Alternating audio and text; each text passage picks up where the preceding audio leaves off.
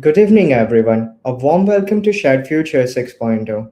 It's wonderful to have such an inspiring group of HR leaders and talent professionals joining with us today.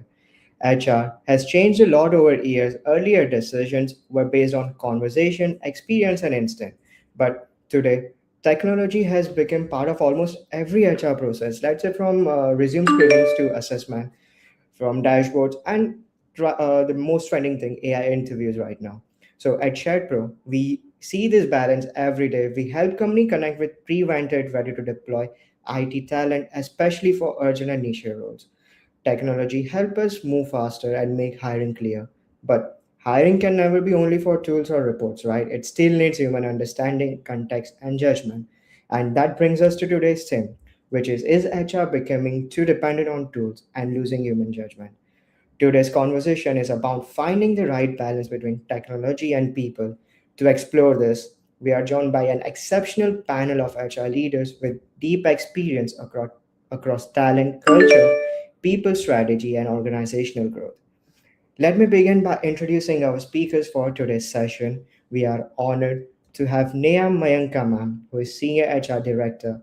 Neha ma'am brings over 2 decades of experience across HR business, partnering, talent management, succession planning, transformation, DI, and total rewards.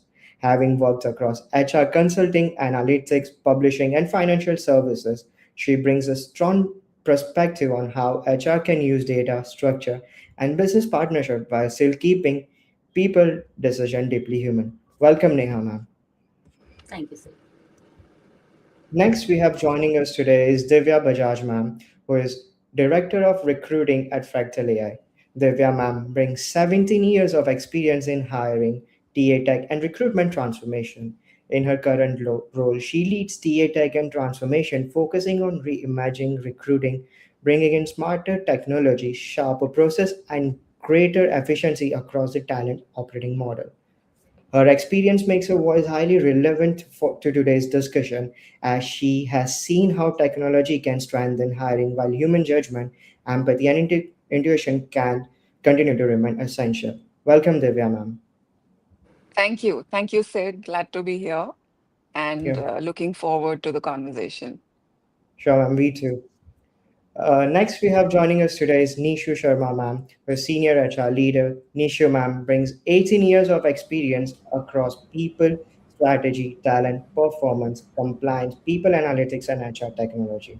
Having led HR for large and delivery critical environment, her journey reflects a strong balance of business accountability and people first leadership. Her perspective is especially important today because she understands how AI dashboards and HR system can make decisions sharper, while governance, context, and human accountability must always remain at the center. Welcome, Nishu, ma'am. Thank you, Sid. Glad to be here. Next, we have joining us with today is Sajita Thomas, ma'am, who is Director of HR at Diebold Nixdorf. With over 25 years of experience across organizations like Reliance Infocom, Future Group, Oracle, and Diebold Nixdorf, Sajita ma'am brings a powerful blend of culture, HR transformation, employee experience, and human-centered leadership. As a former president of Iron Lady with a vision to empower 1 million women to reach the top, her journey adds a meaningful perspective on leadership, inclusion, technology, and human side of HR. Welcome, Sajita ma'am. Thank you so much. It's a pleasure to be here.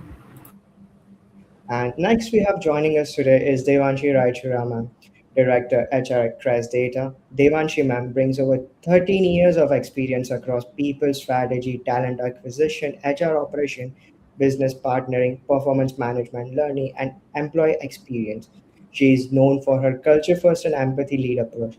She has worked on building people practices that connect business outcomes with meaningful employee experience. Her perspective connects deeply with today's theme because she is the future of HR, cannot be driven by data only. It needs insight, empathy, storytelling, and human judgment working together. Well, together our panel brings a powerful mix of experience from recruiting transformation to people analytics, the automation to empathy, from culture to compliance, and from hiring speed to human judgment. And to guide this conversation, we have Mr. Vikas Agrawal, sir, Chief Operating Officer at Sharedpro, joining us today. Vikas, sir, has leading Sharedpro mission of helping organization rethink hiring and workforce flexibility by making talent deployment faster, smarter, and more meaningful. With his experience across strategy and future of hiring, he will bring all this perspective together through practical and thought-provoking questions. Welcome, Vikas, sir. Thank you, Siddharth. Good evening, everyone. Today, I guess I've got the easiest job across because I'm sharing this stage across the best leaders in the HR, and my only job is to get best of the results, best of the answers from you. So let's quickly start the conversation with Neha. So Neha, my first question to you is: your work across consulting, analytics, publishing, and financial services. Across these different environments, where do you see technology genuinely strengthening HR decisions and where it has it made decisions to mechanical?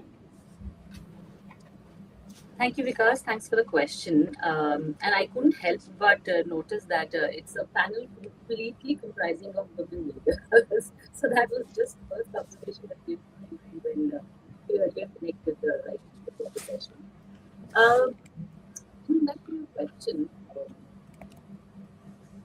if you look at it in an industry agnostic way, I've been fortunate to have experienced across different industries. I've consistently seen technology creates difference when earlier days in HR, where we used to spend a lot of time on things that we considered very important, right? Like, say, maintaining employee files, ensuring there were a lot of resumes that were stored in physical format as well, in some cases. Sorry. Interview scheduling was something that we would diligently do because that was so important. Much of this can now be taken care of using technology. The right technology is there available for us in all of these areas. And what it has done is actually free up time for HR professionals to move away from the erstwhile, largely administrative role to a more strategic partnership role. That's purely from an HR standpoint that I'm kind of bringing my perspective at the moment. But if you look at functions around you, there's so much that technology can actually support leaders in accomplishing these days with the underlying outcome of freeing up time for more strategic pieces, right?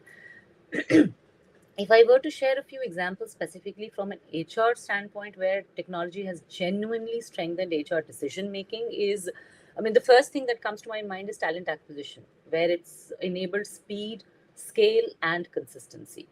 Now, there are so many ATS tools available these days, and there are structured screening tools available that are helpful in ensuring the streamlining of your recruitment processes.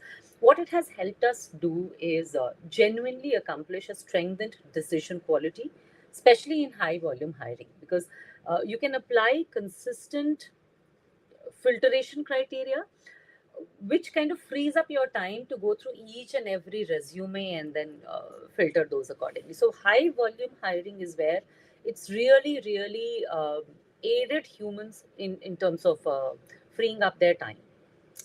Now, we also need to be sure, or we also need to kind of keep in mind that consistency is not the same as fairness, right? That's a distinction which we need to be very clear of, because one of the flip sides of having this incorporated into our tools and technology is that it becomes very prone to bias, and especially if the criteria that you deploy for filtration into your ATS tools carry that inherent element of biasness. And I'm sure Divya will have more points to add on to it. But what I've seen is, be it any area of human resource function, talent acquisition, performance management, it's important for us to ensure that the criteria that we are deploying for ensuring consistency are not based on past information alone, but also keep into mind some potential of future aspects as well. Another area that I can think of is workforce planning and talent forecasting.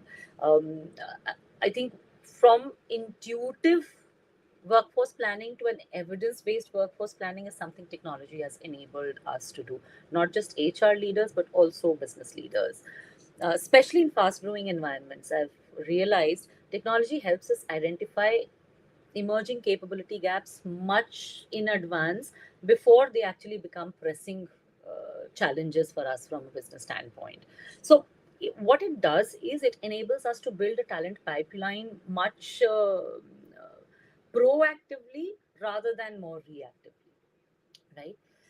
The other place where I have seen technology be of immense value is employee listening, right? Now, in most of my prior organizations, especially those which are global legacy organizations, you would typically have a annual engagement survey, right? Now, what it does is it gives you a trend across various criteria or parameters. You would have dimensions identified in the questions tied back to each of those dimensions. But what I deployed in my last organization, additional to the annual engagement survey, was also an AI driven chatbot, which helped us assess employee sentiment real time. So what it enabled us to do was, instead of waiting for annual surveys or regrettable attrition, we could identify emerging issues well in time and then deploy corrective actions well in time, real time, to be able to avert some of the challenges that employees were facing. So these are some of the areas where technology has been extremely enabling and uh, complementary to human judgment as well.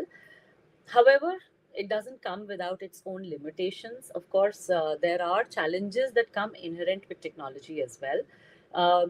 Again, bringing it back to the recruitment context, uh, what I've also experienced is, while volume hiring is where technology has been extremely supportive or complementary, when it comes to especially leadership hirings or niche hirings, technology may not always be the best tool for us to kind of deploy. I've always realized that great candidates may not always look perfect on paper. I mean, some of the resumes can be extremely misleading also, because these days you would often come across candidates who've been able to contextualize their resumes on the job description that has been posted for the role. So some of the strongest leaders that I have hired would probably have been screened out by an ATS, and vice versa as well. I've also come across candidates who got onboarded, but then we realized they weren't actually what they seemed on papers. The other area where it kind of gets a little limiting is where you may also deploy it to attrition prediction models. Now, the AI chatbot tool that I was referring to earlier, we also overlaid a predictive attrition model to it, which helped us assess what kind of employees were more likely to leave the organization. But that's where the human judgment also comes into picture. While you may be able to assess what kind of employees are likely to leave the organization, where the human judgment comes into play is to assess who has stayed back and how to make them stay back. That's where the human element comes into predominance. Um, Employee experience, again, is something where the human interface is extremely important. Now, HR shared services could be another area where technology becomes very empowering.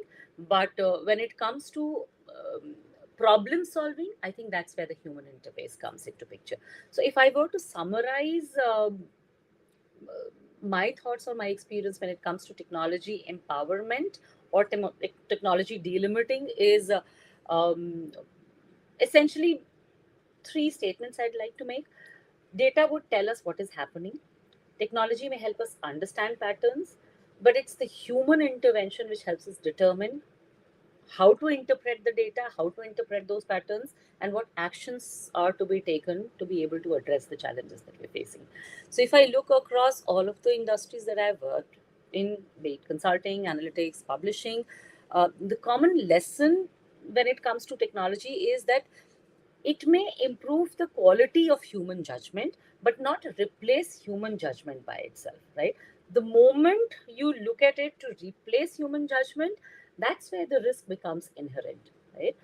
So, again, the way I see even the path going forward is technology and human intervention working hand in hand, working collaboratively, becoming most effective rather than one replacing the other. So that's how I would like to kind of summarize it. Thank you, Neha. That was such a wonderful answer. I've got a lot of points to talk about maybe on this. Coming on that AI chatbot part, that's absolutely true. Like, why should we wait for someone to put on resignation and then go to him and say, yeah, what is the problem? If we can understand in real time that genuinely this guy is suffering through, is not happy in the organization, if we could at least retain him before he puts in resignation and things go wrong, that's a very wonderful part, maybe which anyone could do. And I absolutely agree to your JDCV part. I've seen people where I was talking to HR leader across like a couple of weeks back. He mentioned before joining that organization, he wanted to just play with AI. So what did he do is he took some JDs. I'm talking about a senior guy. So he took some job descriptions that people were hiring. He mentioned the chatbot to create similar CVs across the JDs. He applied for all those jobs. He got a call and mentioned, the recruiter mentioned, "Hey boss, you're a perfect fit for this job. Why don't you work and continue further?" That's what AI does. Like it tries to manipulate the CV, and a lot of time it will happen that good candidates might not be good to go for that particular the chatbot, but it's a human intervention which would make sure that we get to the best of the candidates and get them aligned. Thank you, Neha, for such a wonderful answer. Divya, coming next question with you, and you have seen hiring evolve over many years across leadership, lateral analytics, and niche talent roles. In your experience, what technology improved in recruitment, and what has it been quietly weakened? Yeah, thank you, Vikas, for that question. And before I get started, I can't uh, acknowledge enough that, as Neha was mentioning, that, AI and technology is all over. And I think one of the work streams that's on the highest maturity level with respect to technology adoption is recruiting. So, very, very true. But quickly now, hopping to the question you asked me. Um, well, I think technology is uh, unquestionably made the recruiting function stronger and smarter. It's made hiring faster, more scalable, and far more transparent. It's in fact changed how we define recruiting excellence today. Today the conversation is no longer about time to fill, channel contribution. It's actually about new age recruiting SLAs today, like decision velocity, funnel quality, forecast reliability, and the ability to build talent pipelines that are aligned to business priorities and business outcome. So this change in the definition of recruiting excellence has really helped talent acquisition become much more strategic than before. So, in fact, I've seen this in moments of enterprise transformation. When a company is trying to shift its operating model or build a new capability curve altogether, in those moments, technology is extremely helpful. It gives you intelligence about the market. It'll give you benchmarks around capability, what lies where. Talent mapping is so much more easier today. And there's sharper visibility into, where a particular skill exists. Um, but sometimes, it can also pull leadership towards what's more visible. Uh, and most comparable. Uh, so the real question is that um, is not where the talent market is today. So when we are going on and when we are beginning to hire, the real question we ask ourselves should not be that where is the talent market today. The question is that what kind of leadership and capability architecture will the enterprise need for what it is trying to go next? Where is it trying to go next? And there, I think technology uh, alone cannot do it. There has to be a human in the loop, HITL, as we all know it as, which is human in the loop. So that's where the balance is a must, is what I feel. We have to strengthen that balance between what technology is recommending, and then how human is picking up that recommendation and then putting their own judgment, combining it all, and then creating a decision. So I'd ended saying that uh, it's the human judgment which is very, very important.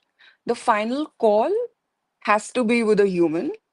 Technology can always do recommendations. They can provide recommendations, bring in data, give us a direction, but the final decision has to be with the human. So human has to be in the loop. Rightly said, Devans. Good learning for me, HITL one, the human in the loop thing.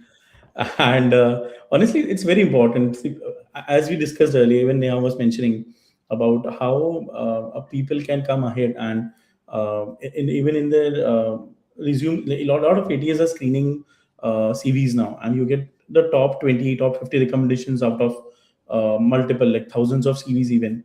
So now, after this, human intervention is very important. You cannot leave anything to AI to tell me that this is a perfect candidate match for me. At least if we can get to that screening questions, what AI has taken for the candidate, what kind of screening has been done, it will become more easy for even us to analyze as a human, as a recruiter, or as a HR leader, that what kind of candidate I am screening and is it good enough to go further round. So, talking about one scenario recently happened, I recently met across a GCC in Gurgaon where they were mentioning that they had a challenge. Like as a recruiter, it becomes difficult for them to understand if the candidate is technically sound or not. So we discussed about a lot of AI solutions which could help a recruiter to understand, like if that tool is making sure the candidate is doing test in front of him, the practical test, and what results are we getting out of it. So as a recruiter, it was a good tool for them to understand if the candidate is a genuinely strong candidate technically. He's just not fooling around or just giving answers in confidence and to make sure things are there. Rightly said, Divya. It's honestly human is very much important in the loop. So, Nishu, coming to your next question, you describe your HR journey as building functions that hold under pressure. In moments of pressure, do tools helps HR make decision better, or does real leadership still comes down to human courage and judgment?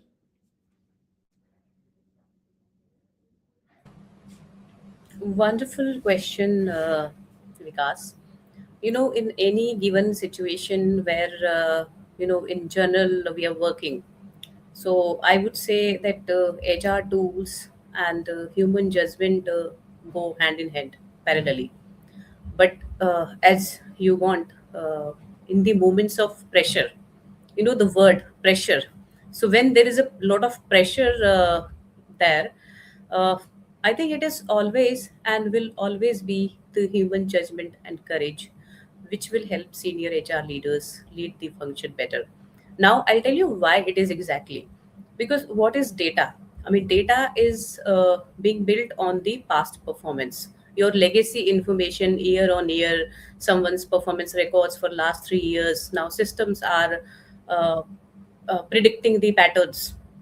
So, in nutshell, we are looking at the past data through the lenses of systems actually. So, imagine if the performance data is telling us to promote a high performance leader in the system, and it turns out to be that the performance leader is really a culturally toxic leader. Now, the question is whether to promote or not, because data is telling to promote basis on the performance ratings and all. But your peer feedback, team ratings, and the feedback from people up and down in the hierarchy is telling you otherwise.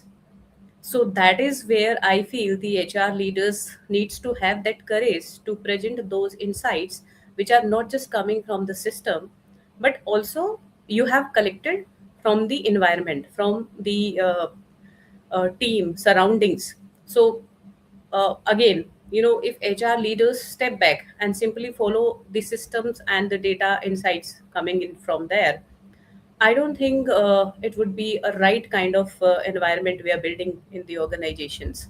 So it generally goes hand in hand, but the courage and conviction to read that data, take it to the leadership, and challenge them to take the right decisions comes at forefront when it comes to making the better decisions in the moments of pressure.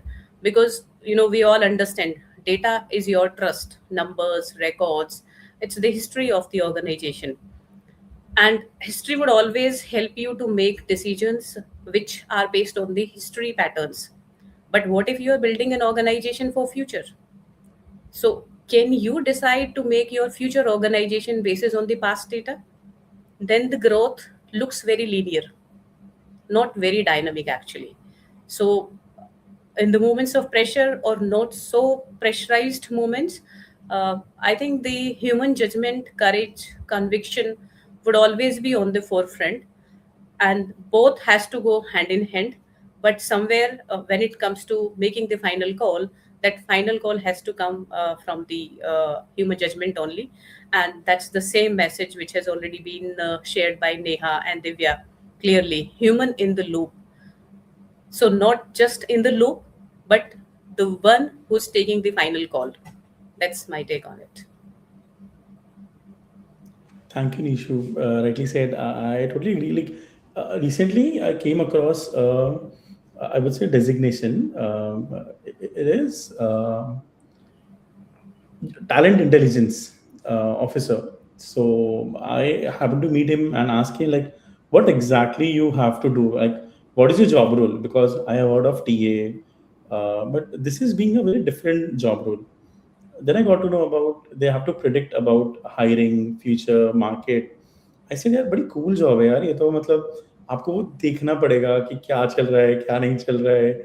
So it's last year's story when I was talking to this guy, and now like almost everyone is talking about this future hirings. They are getting prepared on what kind of hirings do my company will need in future. They're building pipelines that if we get this project in advance, I need to have this pipeline in with me. So definitely, Nishu rightly mentioned, it's very important for everyone to we have this pipeline in with us. Humans should be there in the loop, and especially when pressure, as Nishu was talking about, we cannot leave such situations with AI. We have to have human with us involved in that way. Dr. Sajita, I have a question for you next. So I was talking to Sajita last week, and I asked her, "मैं आपको doctor बुलाऊं आगे कि it's just Sajita?" And I just happened to call her doctor today itself. So Sajita, question to you is, you were a part of one of the early global HCM cloud rollouts. From that experience, what did you learn about the gap between launching HR technology and actually changing how people experience HR? Yeah, thank you for the question. This is very close to my heart as it was one of the biggest tech rollouts that I did with my team. Um, when I think of it and the way we rolled it out, it was an extremely passionate project. We worked on it, 250 people working on, the cloud version of moving complete HR on the systems. What we did was, that not necessarily that if you use tech, and implement it, the adoption ratio will also be high. What happened was we got the systems live on time. We built fantastic dashboards. However, the quick adoption was a challenge. And we kept asking ourselves, what went wrong? We've got tons of job aids ready. There are tools available. Why are people not using it? And only when we started going back to kind of do the dipstick, did we realize that, people were used to being served. And now was a time that people had to move to self-service modes, right? And it was becoming the new world order, and I'm talking about way back in 2011. Okay, so there was a lot of resistance in basically using the tech. Employees felt that they were very distant from HR. They felt that HR has now become robotic. They're not there. We don't have a face. Everything was process driven and less human. Why? Because we digitized the process, but we did not redesign our experiences with our employees and with managers separately. The tons and tons of material that we use to build all the job aids, fantastic job aids with a lot of screenshots, helping them to be self sufficient, we did not tell them why it matters to them. If I give you a simple example, if I talk about our performance management system, now with everything being on the system, it was very easy to, complete the forms faster. A single form, anytime feedbacks and check-ins, from 20 people also, a full 360. So it was complete, but the quality of conversations didn't improve. So what we realized is, instead of just rolling out tech without getting them involved and for them to realize what's in it for me and what's in it for the organization in totality, they just felt that the leaderboards and the gamification that we're using from the tool was only chasing them, and it started giving them a lot more pressure. So come to think of it, what really happened was we automated the processes faster than we humanized the experience, and that's where the real gap was. And what tech can do is, tech can only change the behavior or the adoption when leaders are able to translate it into meaningful conversations.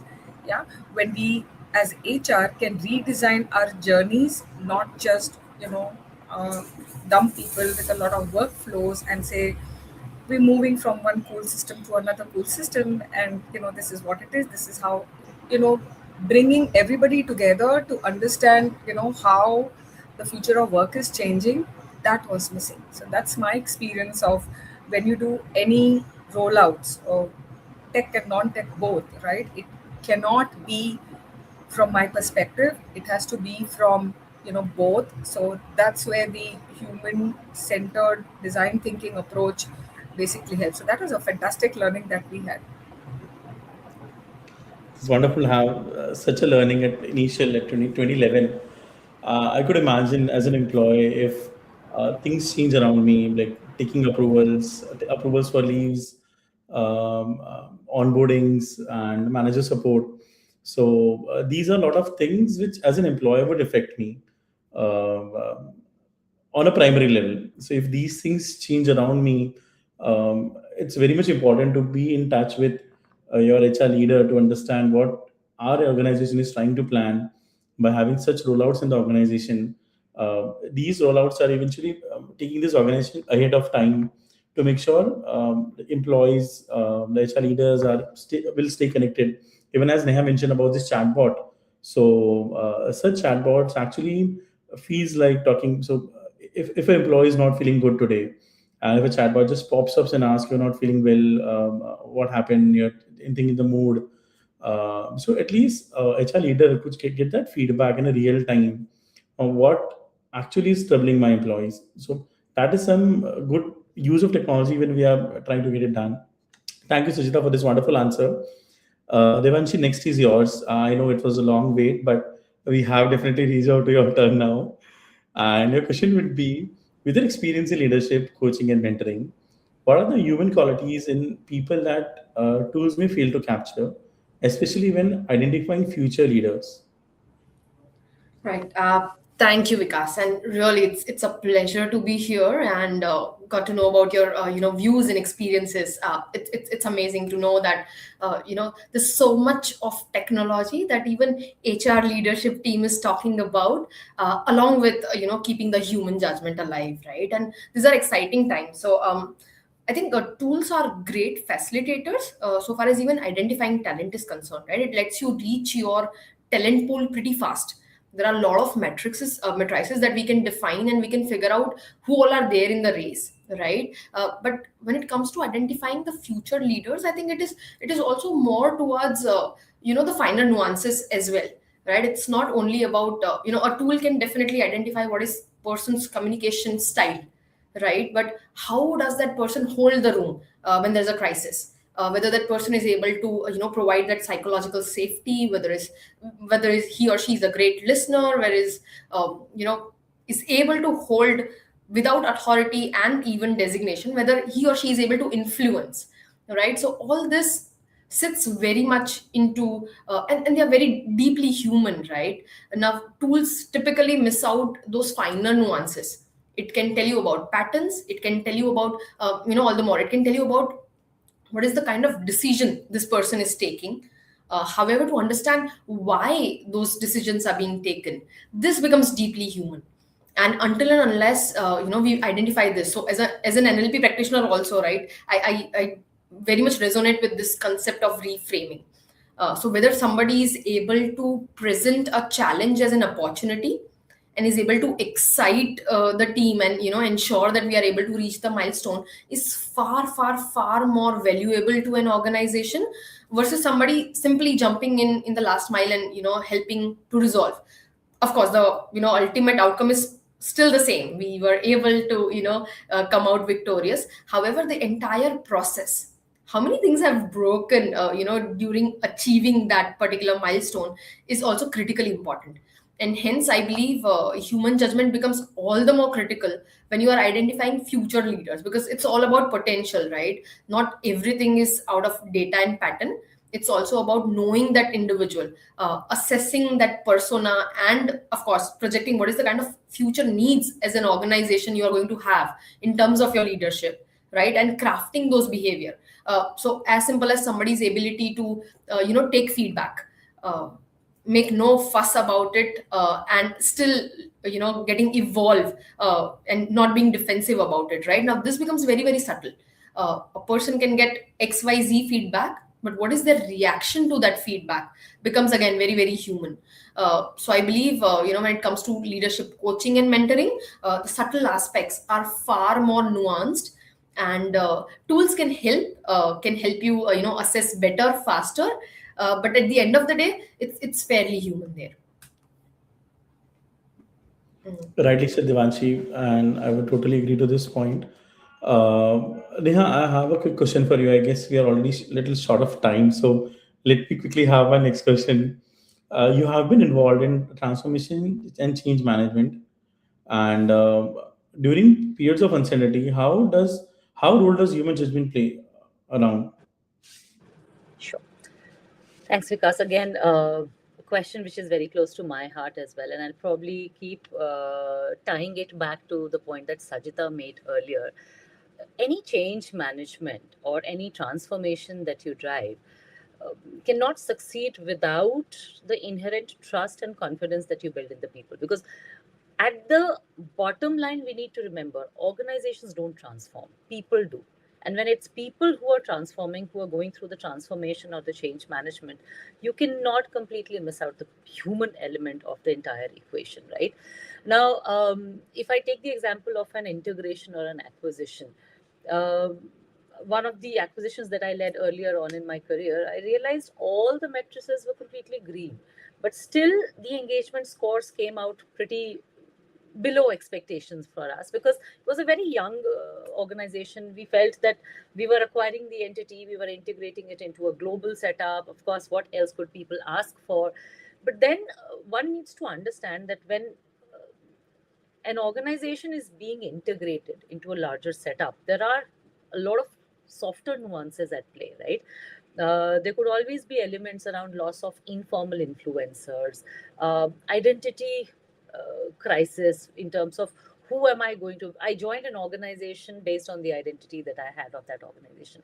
Now, that identity does not exist, it's going to merge into a bigger organization. What do I then associate with as an employee?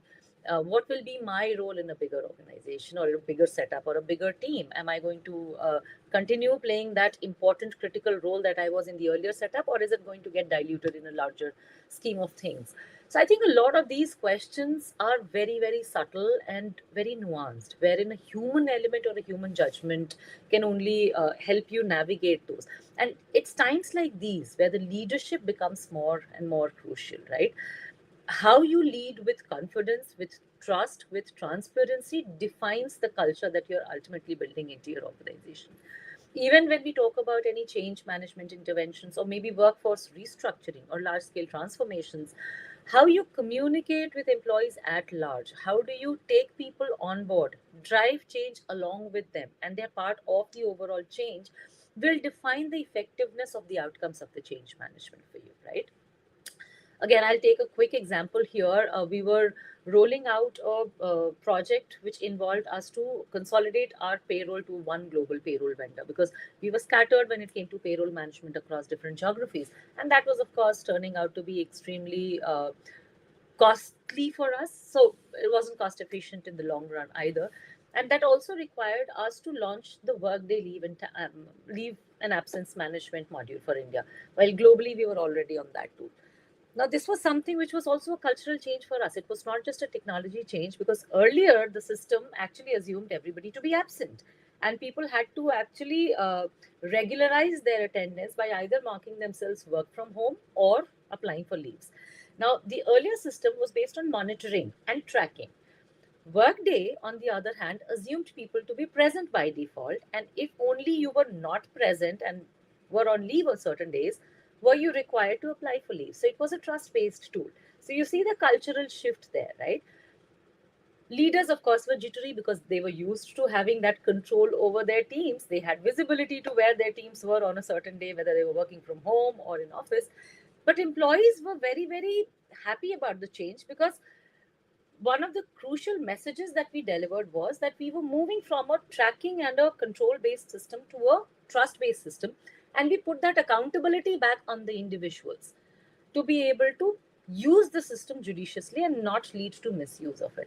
So that's one example. And it was taken very well. Now, to address the leaders' challenges, we provided them with data, which again came with technology because that data was available using technology in the backend. So we agreed to provide them data for the 6 months while we were transitioning to the new system so that it gave them the comfort of the tool working well. So I think it all boils down to how you lead during times of change specifically goes on to define the culture that you're building in the organization, right? So trust, transparency, confidence are extremely important for leaders to drive through when you're leading through changes or integrations or transformation. That's how I would like to kind of put my experience out there. Thank you, Neha. I could definitely think of as an employee, if I might mark myself present by default, that's the best thing for me. But yeah, HR leaders have the trust, and that's what even employee has to make sure that they don't misuse this trust. And talking about this acquisition recently, I was coming across a study for Microsoft acquiring LinkedIn. So most of them, we are aware that how the acquisition happened, but LinkedIn hasn't changed. It is as it was earlier, keeping the brand, culture, leadership as it is. So yeah, that's very important. If individual company has its own culture and brand, we should make sure that it continues in the same brand and culture. Divya, coming to your question, have we reached a point where recruiters are becoming better at operating tools but weaker at understanding business needs, and candidate motivation on long term fit? I see. So yeah, we bring this back to recruiting. Um, have we reached a point where recruiters are becoming better at operating tools but weaker at understanding business needs? I would humbly say a no. Um, I wouldn't believe recruiters are becoming any weak. Tech has not made made recruiters weaker. It's made the gap between, an average and an exceptional recruiter hard to ignore. But definitely, the recruiters are not becoming weaker at all. So, so everyone's has access to the tools now today. That's not the actually differentiator. So everyone has access to the same platform, same data. They are able to make similar AI prompts, the same search capability. They're all using some or the other systems where they're able to, give those prompts and get resumes as an outcome. So that's all the same. But the differentiator is that, which teams are able to understand where the business is going.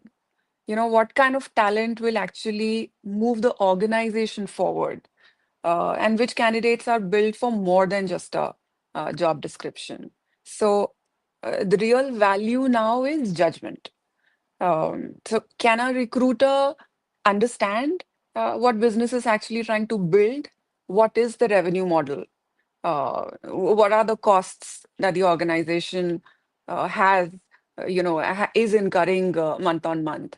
Can they really tell the difference between a candidate who looks good, like looks good, versus a candidate who will really actually create value?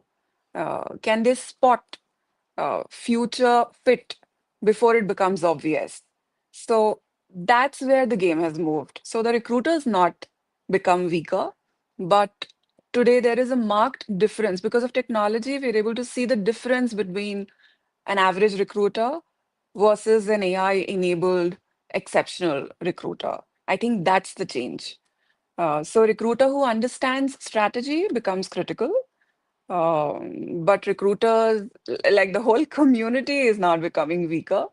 I think the role's just becoming a little less forgiving.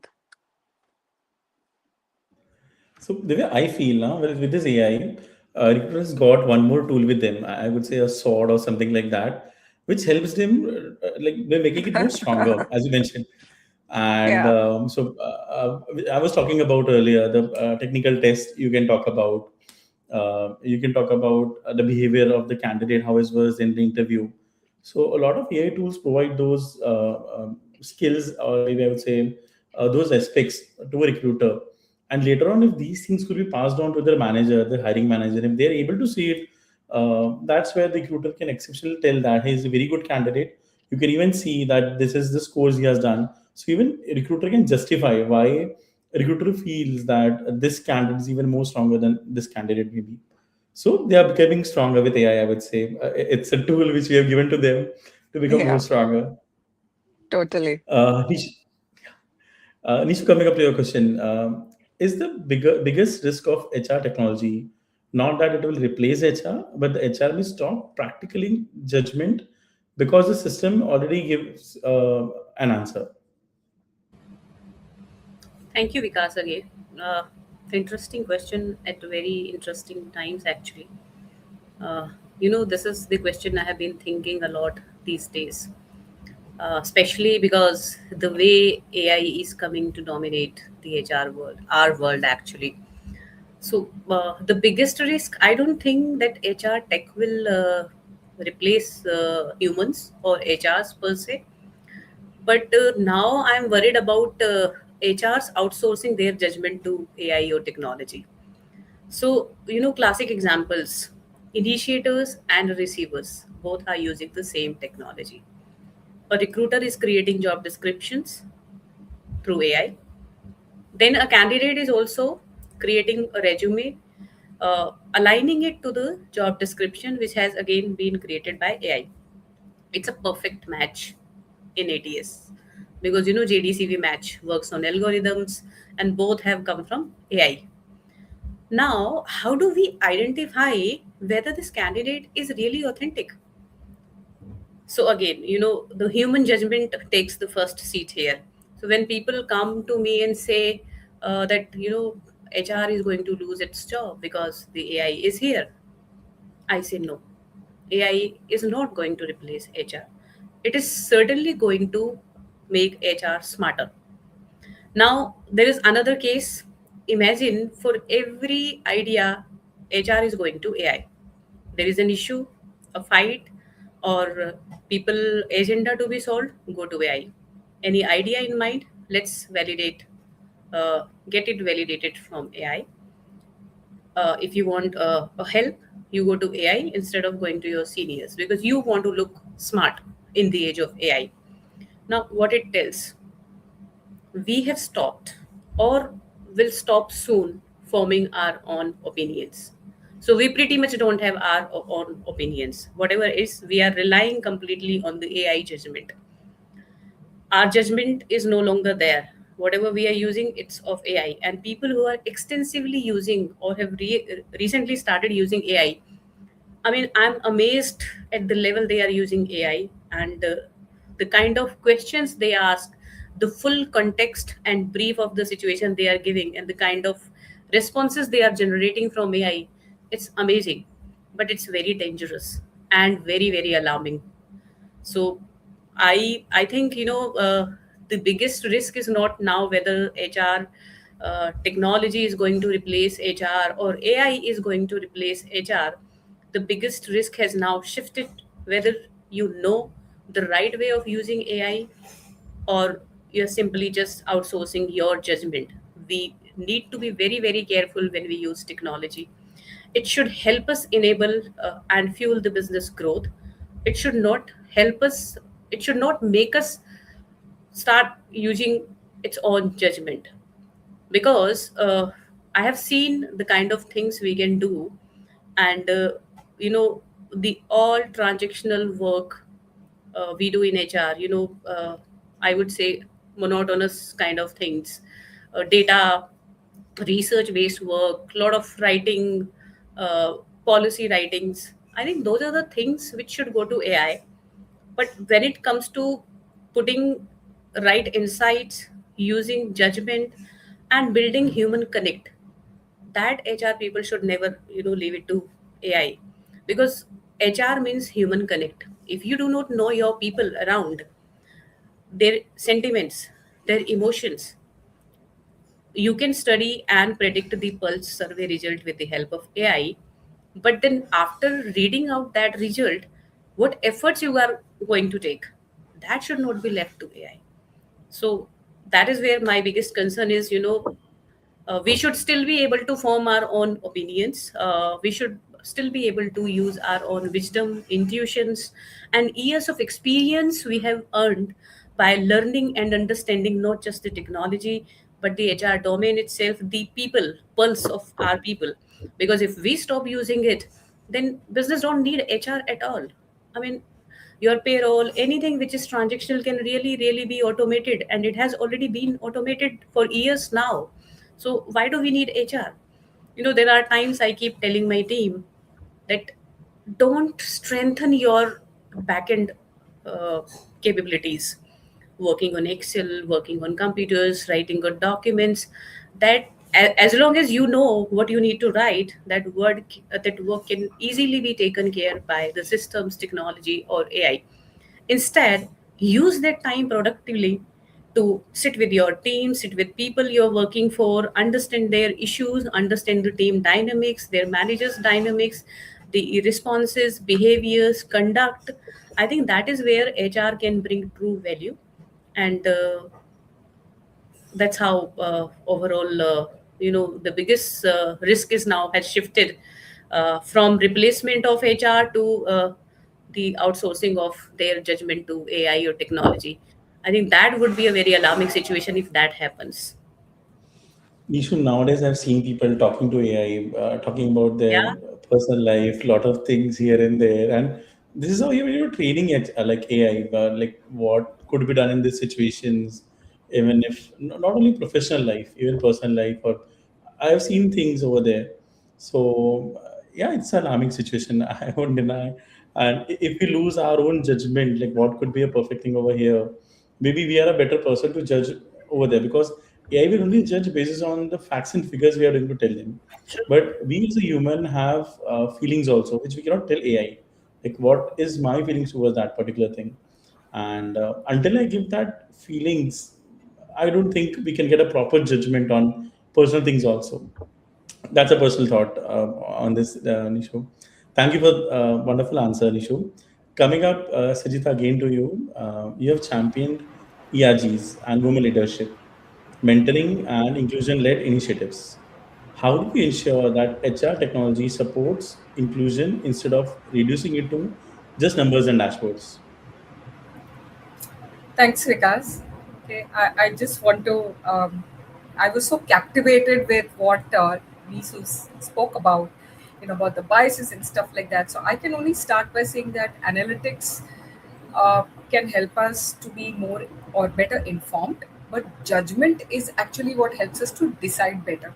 And I'm sure we spoke, all of us agreed on this, and we've been speaking, from the beginning of the session on how important judgment is. So the bias that we're talking about, right now, the more and more you feed information, right, and something that what you also just said, it is the systems and tools are getting smarter, right? Where are they kind of getting the answers from all the information that we are kind of feeding it? It also has systems also has bias, and the bias doesn't disappear, in algorithms. It just simply becomes invisible. So what HR tech today can track are gender ratios. It can probably tell you very quickly on what's your promotion distribution. It can give you a quick trend on your pay parity or disparity or whatever it is, participation rates in your employee engagement surveys, your tenure, your exit trends. But inclusion actually lives in who gets heard, who gets the opportunity, who feels safe to speak. So numbers can't, kind of provide these as opportunities. Right? Inclusion cannot be just reduced to a metric. Yeah, it has to be experienced in the way we kind of, operate on a daily basis. Now here is the risk. When we over focus on dashboards, inclusion just ends up being compliance led and not culture led, right? System cannot tell you how your culture has to be. It can probably only give you numbers from past data, right?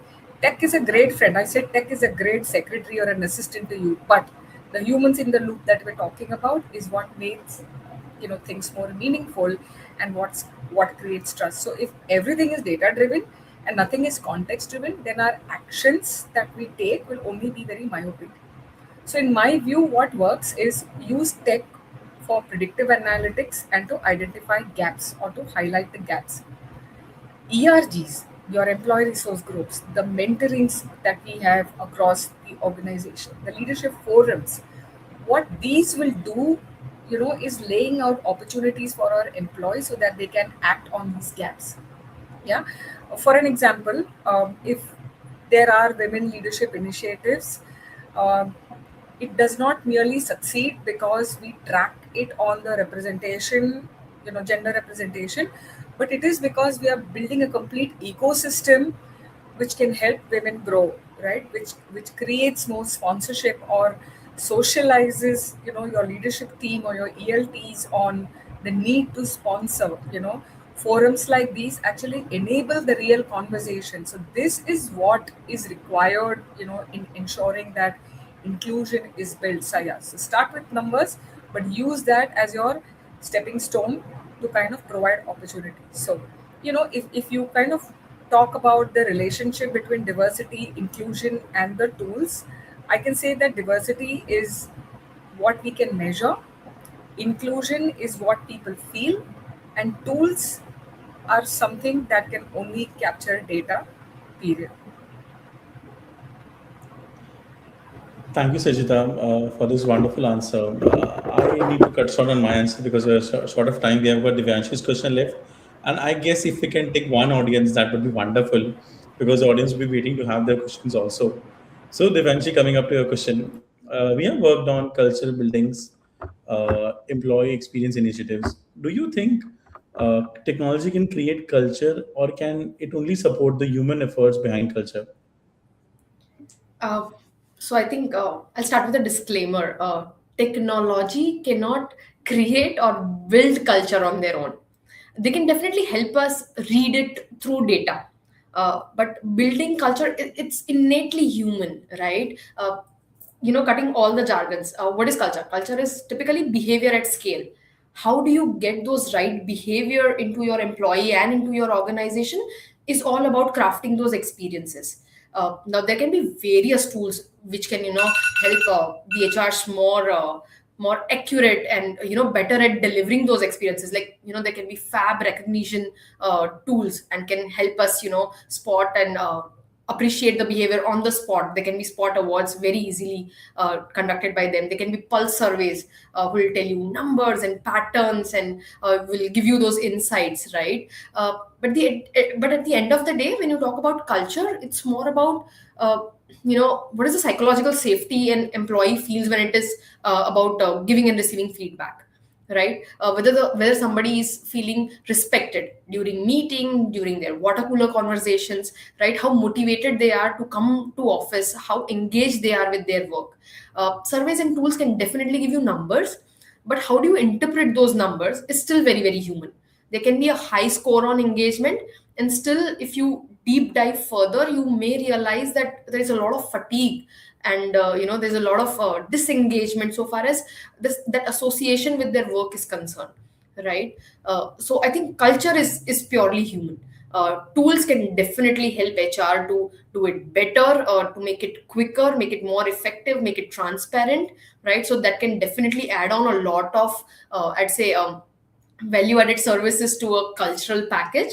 But culture itself is very, very human. And no, technology cannot build it, cannot create it. Can definitely help us if we use it very, very smartly and wisely. Can definitely help us enhance its impact on people's morale and burnout. Likewise, right? But not someone can that can create culture on its own. Devanshi rightly said, culture is not being with AI, it's with humans. Which how do we build it? How we give our employees a liberty, we show them trust. How flexibility we're able to give them, how flexible we can keep them while they're working, what support they need from our end, and if we show these things with them, I'm sure the culture becomes very positive through across. Yeah, but depend upon the company also what kind of work they have to get it done from those particular set of employees. So definitely, I know we are almost running out of time. I'll just like to have one question, and one I like to take is this: in your experience, where has technology made HR decisions better, and where has it made them too rigid or mechanical? Who would like to take it?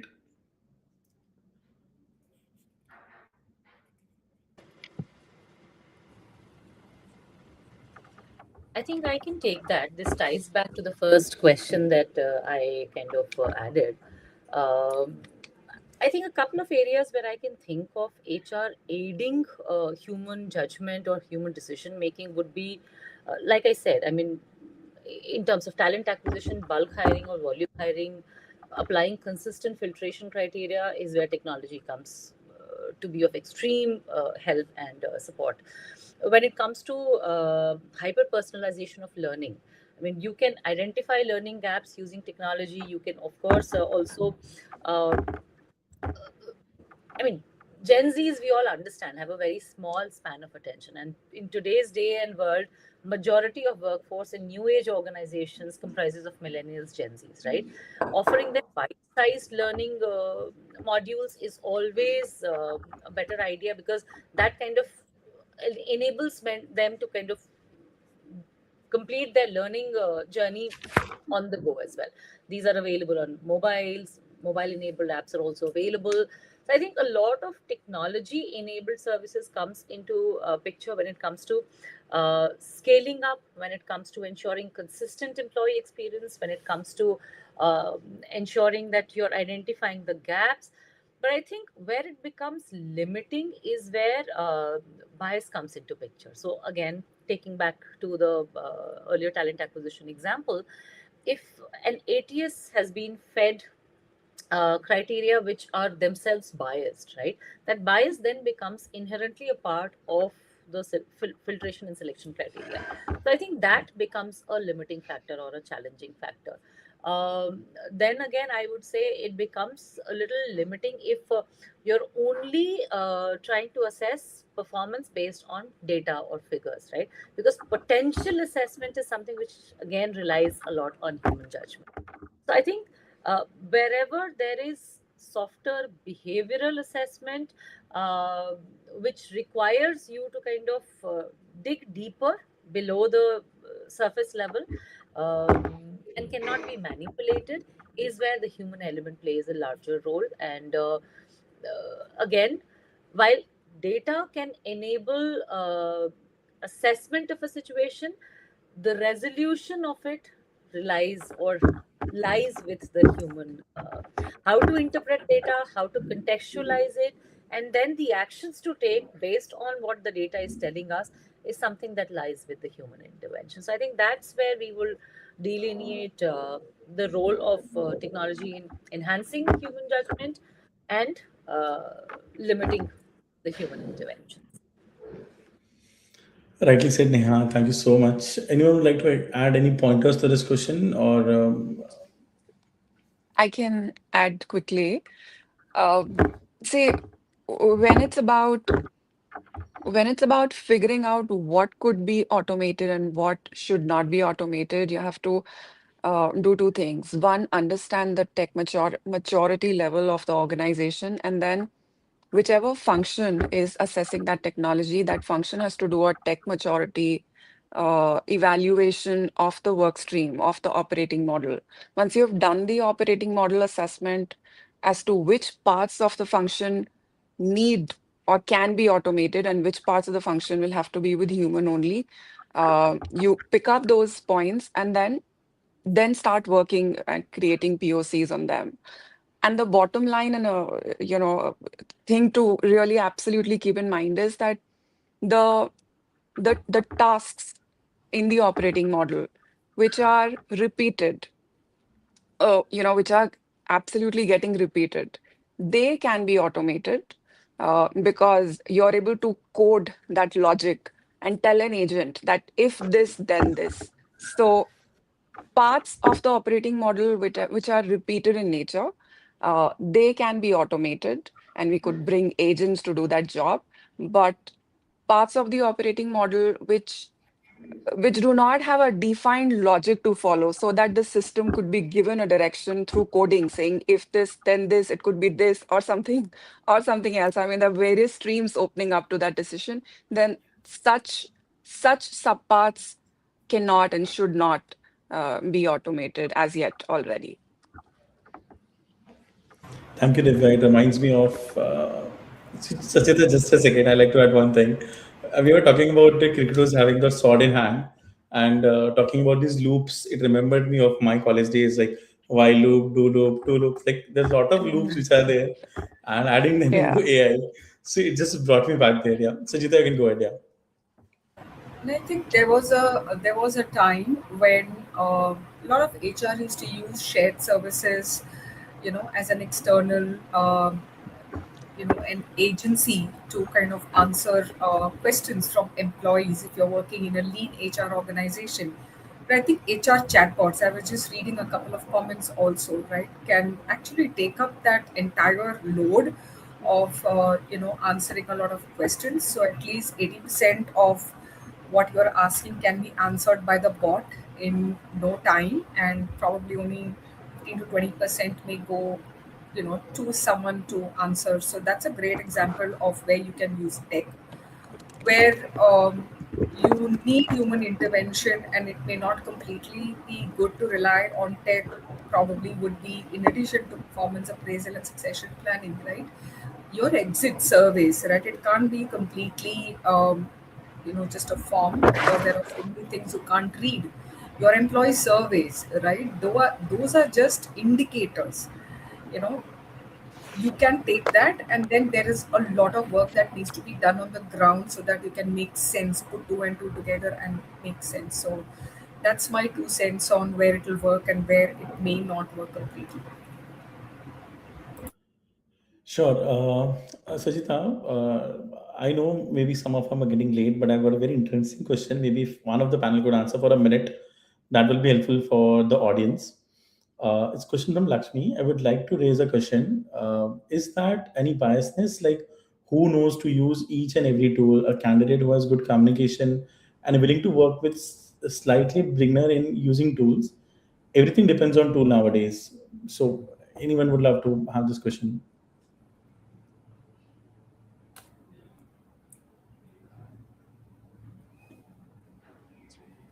Um, Unfortunately, yes, you should know AI tools. It is an integral part of our jobs today. So we should endeavor and invest in learning tools and technology, particularly, how AI is able to help in enhance productivity. All of that, yes, we should know. I'd like to encourage you to know. I'd like to encourage you to um, take out that those 1 or 2 hours in the day and just read about it and play with these tools. Most of them have free versions available, so just get them on your mobile and just surf around and learn. Though I I've think I'd seen like people to add to using. what. Like to Sure, go add ahead. a little bit here. Sorry, like, Please go ahead. I Uh, was talking something different. Go You ahead. can go ahead.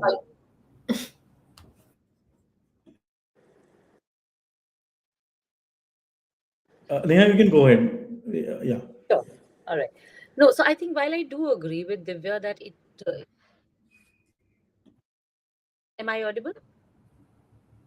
Yes, you Yes. are. Okay, wonderful. So, again, back to the question, I do agree completely with Divya that for our personal growth and development, it's important for us to be aware of the tools that one can leverage. And in today's day and age, there are a multitude of tools available for you to kind of leverage for different purposes.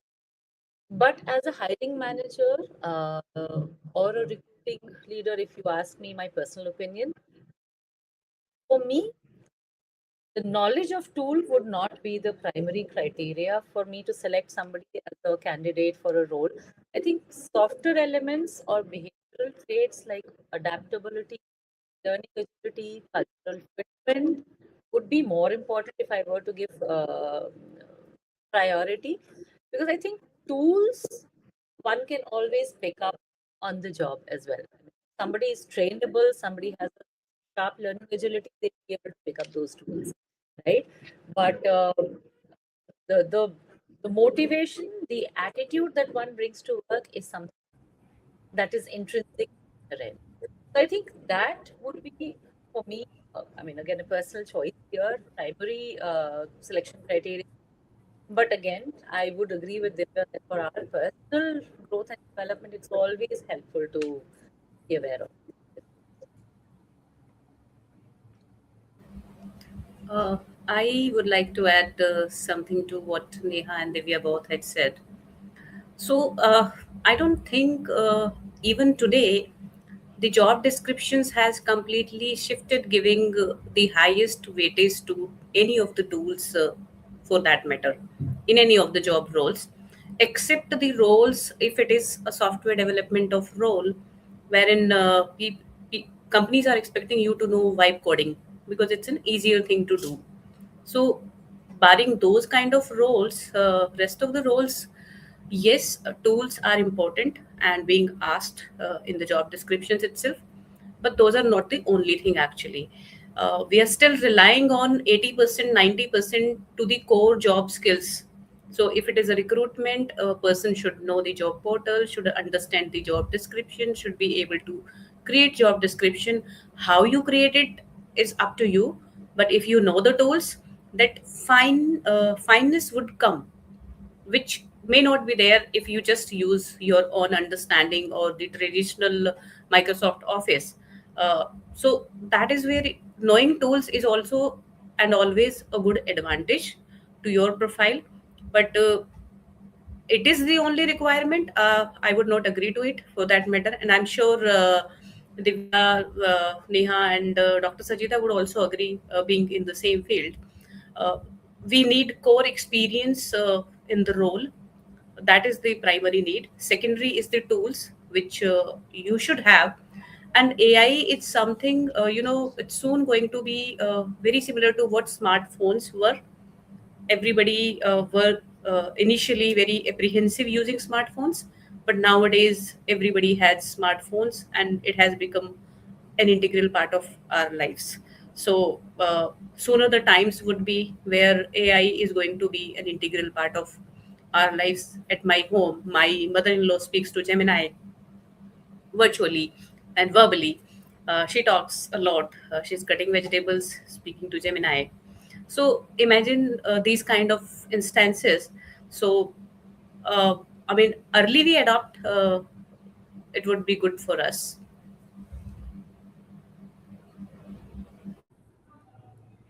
Devanshi wanted to add something, I guess.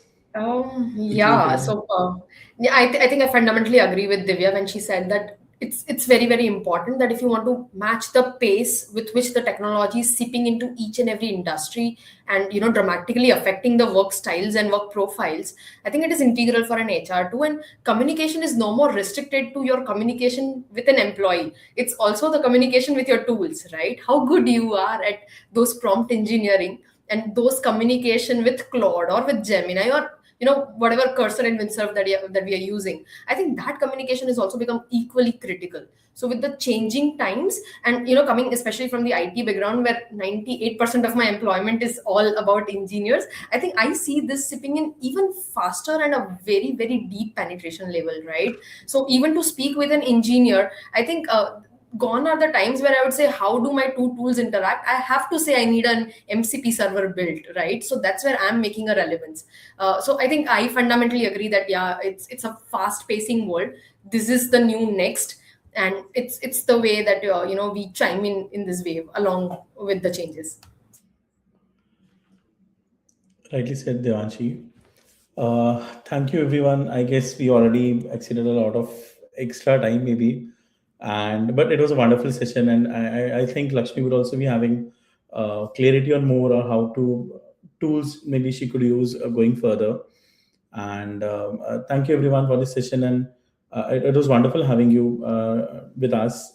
It was a lot of learning which I got to know, even especially that human in the loop thing, and definitely keep it in mind. And sure, thanks. I guess Sid is going to join us. Yeah, easier.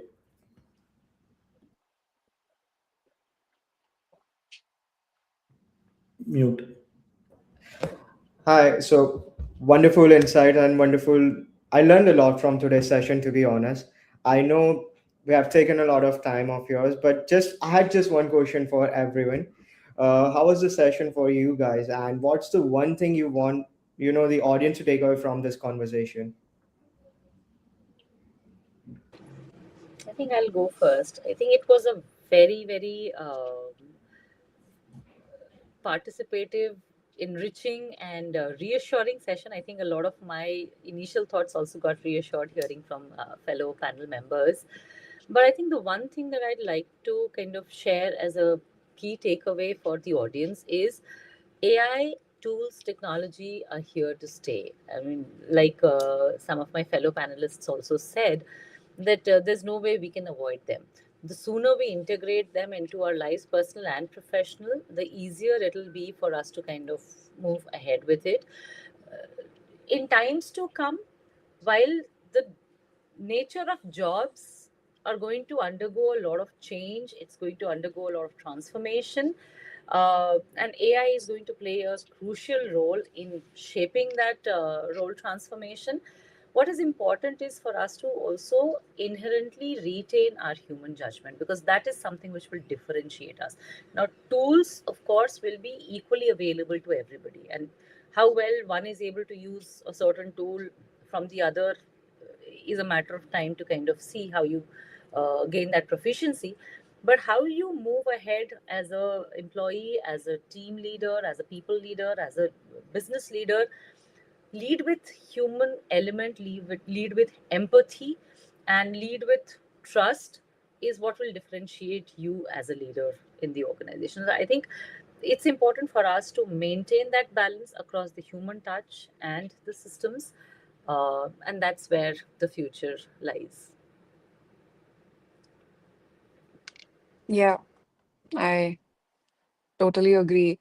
And, for me, I think one message to everyone tuned in could be that we are all becoming cyborg professionals, meaning, you know, professionals who are enabled through AI, and that AI and technology and tools bit is just going to make us more efficient, more productive. So AI enabled professionals, that is, a cyborg, a professional. So let's just continue learning, and cyborg professional is the way to go for the next couple of years at least. I just love what you said, Divya. And I think I would just say that, technology can scale HR but only human judgments can, deepen it. So the real leadership challenge is not about choosing between tools and intuition, but it is about knowing when to rely on each of them.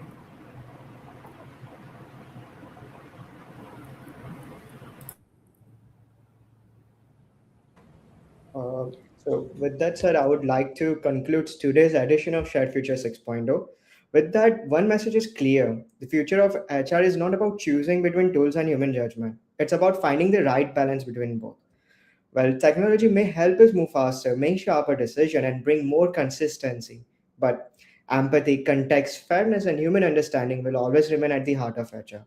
I would like to thank your wonderful panelists, Divya ma'am, Neha ma'am, Sajita ma'am, Devanshi ma'am, and Neesu ma'am for sharing such thoughtful perspectives and valuable insights.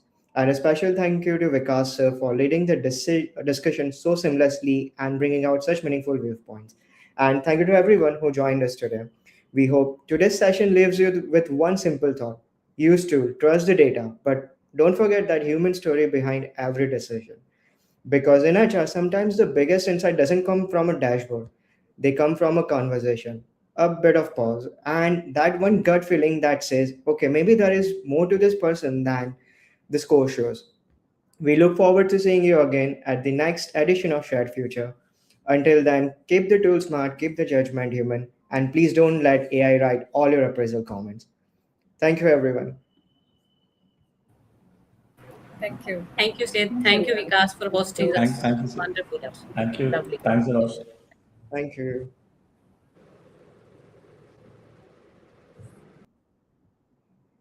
Stream man नहीं करने